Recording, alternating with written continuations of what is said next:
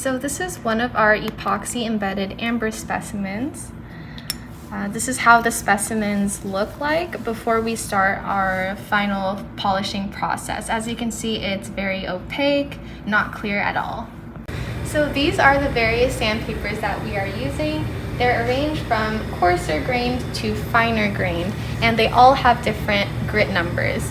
So the higher the grit number, the more fine grained the sandpaper is. So for our project, we are using sandpapers with grit numbers of 320, 600, 1200, 5000, 7000, and 10,000. And what's important to know is that we are polishing the specimens using the most coarse paper and end up with the finest coarse paper.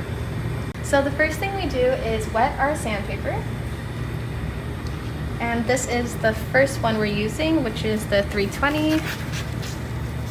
So when we polish our specimens, we try to use big circles and apply even pressure and make sure we get all the sides. So what we do is get the two larger surface sides first, and then we flip it over, and then we get the smaller sides, and then just kind of rotate until you're sure that you got all the sides.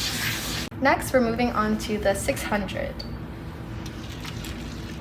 Again, making sure that the sandpaper is wet, big circles, even pressure, and get all the sides. Now we're going to use our final sandpaper, which is the most fine-grained one at 10,000.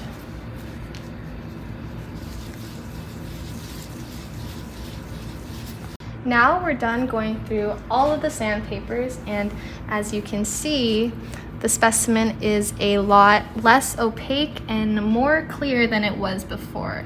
So now we can move on to the final stage of the polishing process using the Flitz compound.